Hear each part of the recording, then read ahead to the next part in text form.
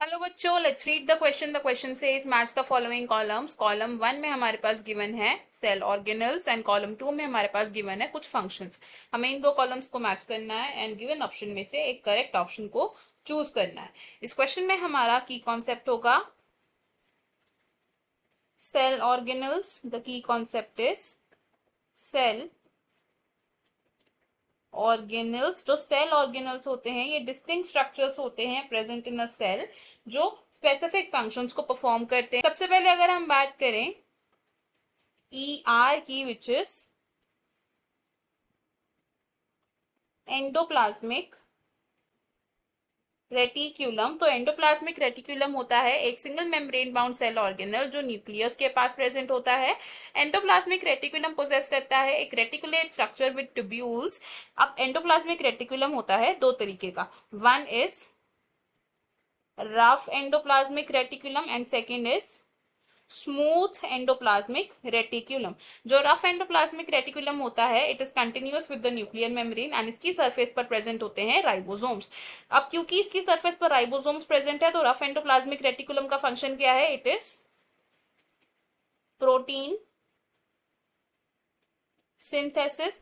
Smooth endoplasmic reticulum की surface पर there are no ribosomes, तो इसकी अपीयरेंस स्मूथ होती है एंड इसका फंक्शन क्या है? It is lipid synthesis. Next बात करते हैं सेकंड सेल ऑर्गेनल की, which is free ribosomes. Free ribosomes, तो राइबोसोम्स होते हैं granular non membranous cell organelle. These are granular non membranous cell organelle, यानी कि इनकी कोई मेम्ब्रेन नहीं होती है, इसीलिए जो राइबोसोम्स होते हैं they are present in both prokaryotic and eukaryotic cells. अब जो राइबोसोम्स होते हैं इनको हम बोलते हैं protein manufacturing factory of the cell. Free ribosomes present होते हैं इन द साइटोप्लाज्म एंड ये जो फ्री राइबोसोम्स होते हैं ये क्या फंक्शन परफॉर्म करते हैं? दे synthesise non secretory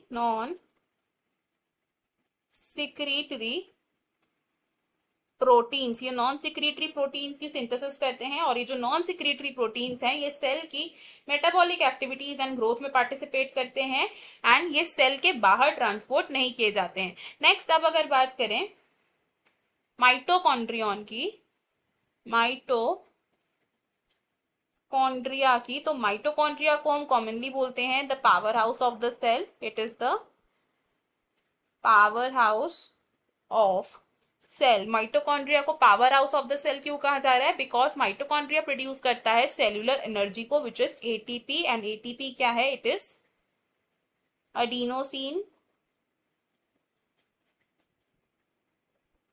triphosphate.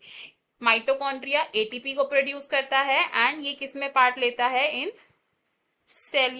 Cellular respiration. Next अब अगर बात करें लास्ट सेल ऑर्गेनल की, which is contractile vacuole. Contractile vacuole, तो वैक्यूल होता है एक सैक लाइक स्ट्रक्चर जो स्टोरेज करता है मटेरियल्स की। और अगर बात करें स्पेसिफिकली हम कॉन्ट्रैक्टाइल वैक्यूल की, तो कॉन्ट्रैक्टाइल वैक्यूल करता है ये एक्सेस वाटर रिमूवल करने में हमारी हेल्प करता है आउट ऑफ द सेल। यानी कि कॉन्ट्रैक्टाइल वैक्यूल किस में हेल्प करता है? It helps in excretion and